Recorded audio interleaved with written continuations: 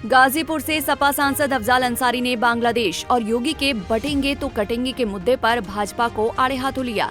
अंसारी ने कहा कि सीएम योगी के भाषणों से उन्मादित होकर काटने का काम भी बीजेपी के लोग करते हैं। उनके कहने का क्या अर्थ है नहीं मालूम, लेकिन जनता डरी हुई है। उन्हीं से पूछिए। बांटने का काम भारतीय जनता पार्टी के लोग करते हैं और उनके भाषणों से उन्मादित होकर के काटने का काम भी उन्हीं के लोग करते हैं। ये तो बांटते भी है और काटते भी हैं। पता नहीं उस कहने के पीछे क्या अर्थ था। जनता तो डरी है। जनता तो डरी है कि ये बांटने और काटने की बात पैदा कहां से हो रही है। सीएम योगी के सपा कांग्रेस में जिन्ना की आत्मा घुसी है के बयान पर अफजाल अंसारी ने कहा कि कोई कह दे इनमें नाथूराम गोडसे की आत्मा घुसी है तो कैसा लगेगा। जिन्ना देश को बांटने वाले थे। जिन्ना की आत्मा देश का बंटवारा करने वालों के लिए हो सकती है। अफजाल अंसारी ने कहा कि ये सब कंट्रोवर्सी की बातें हैं। अभी कल भी उन्होंने एक बयान दिया है कि सपा और कांग्रेस के लोगों में जो है जिन्ना की आत्मा घुस गई है। भाई मुझे ये लगता है कि अब जो लोग हैं नहीं दुनिया में उनका नाम लेकर के कोई बहुत इस तरह की टिप्पणी की जाए, हम ये कहने वाले नहीं हैं। हम ये इसके जवाब में ये कहने वाले नहीं हैं कि इनके अंदर किसकी आत्मा घुसी हुई है। कई लोग इसके जवाब में कह सकते हैं, अगर कोई कह दे कि इनमें नाथूराम गोडसे की आत्मा घुसी हुई है जिसने महात्मा गांधी को भी नहीं बख्शा, कैसा लगेगा। जिन्ना देश को बांटने वाला थे तो जिन्ना की आत्मा तो जो बंटवारे का समर्थन करने वाले हैं उनको उनके लिए हो सकती है।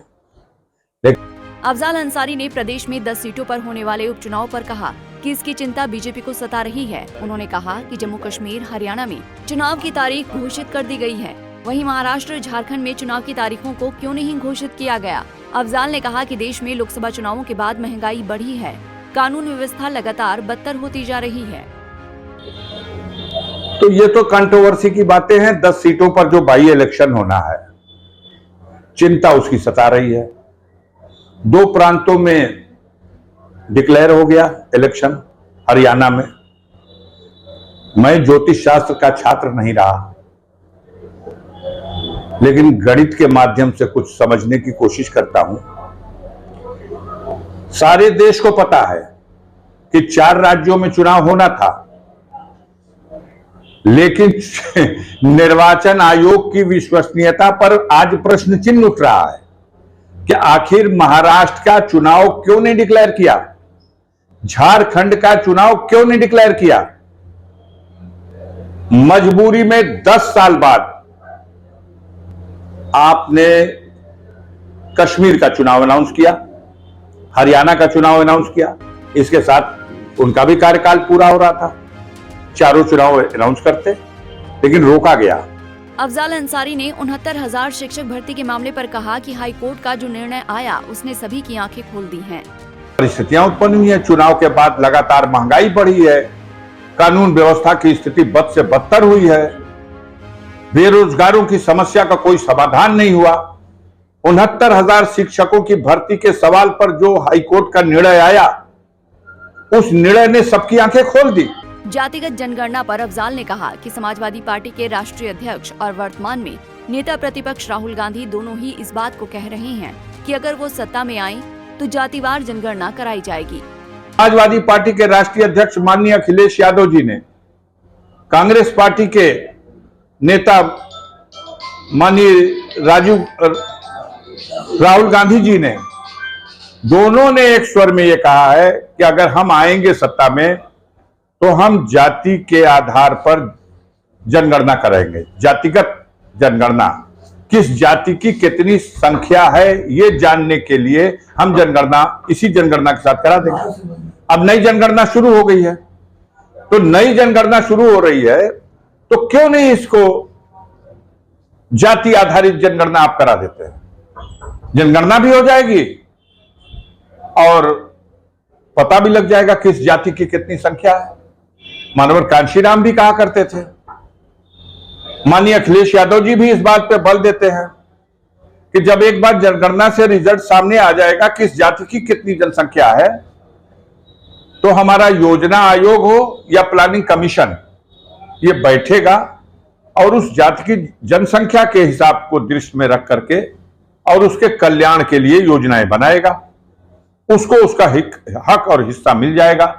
मीडिया की ओर से बांग्लादेश को लेकर भी सवाल किया गया। इसके जवाब में अंसारी ने कहा कि वो परमात्मा से दुआ करते हैं कि जिस तरह से बांग्लादेश और श्रीलंका में राजनीतिक संकट पैदा हुआ है उस तरह के हालात भारत में ना हो। मैंने एक दिन कहा था कि मैं उस सृष्टि के रचयिता से प्रार्थना निवेदन करूंगा कि जो कुछ श्रीलंका और बांग्लादेश में हुआ वो दुनिया के और किसी देश में न हो। किसी भी लोकतांत्रिक देश में चुनी हुई सरकार के लिए जनता का इस तरह से इस दौर में बागी होकर खड़े हो जाना, क्रांति का साक्षात रूप सड़कों पर उतर जाए, मालिक न करे किसी देश में ऐसा हो। लेकिन दुनिया में ये एक पैगाम तो गया कि सबसे बड़ी ताकत जनता है। सीएम योगी के कोलकाता रेपकांड और ममता बनर्जी के देश जल जाएगा के बयान पर अफजाल अंसारी ने कहा था कि हम कोलकाता रेपकांड की घोर निंदा करते हैं। हमारी मांग है कि दोषियों को सख्त सजा दी जाए, लेकिन रेप की घटनाओं के दोषियों पर कार्रवाई में भेदभाव न हो। बीजेपी ने कहा था कि बंगाल को जला देंगे।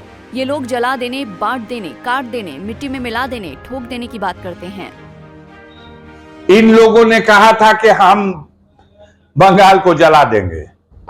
ये लोग जला देने, बांट देने, काट देने, उड़ा देने, ठोक देने, मिला देने मिट्टी में, ये सब इन लोग के डायलॉग हैं। ये किसी दूसरे के हो ही नहीं सकते। इस पर तो इनका एक तरह से पेटेंट है। इन डायलॉगों को कोई दूसरा कैसे बोलेगा। अफजाल अंसारी ने सीएम योगी पर गंभीर आरोप लगाए हैं। अब देखना होगा कि बीजेपी किस तरीके से अफजाल के बयानों का जवाब देती है, क्योंकि उत्तर प्रदेश में उपचुनाव की सरगर्मियां पूरे उफान पर हैं। पंजाब केसरी टीवी के लिए गाजीपुर से मोहम्मद आरिफ की रिपोर्ट। हमसे जुड़े रहने के लिए हमारे YouTube चैनल को सब्सक्राइब करें और नई वीडियो की नोटिफिकेशन के लिए बेल आइकॉन को दबाएं।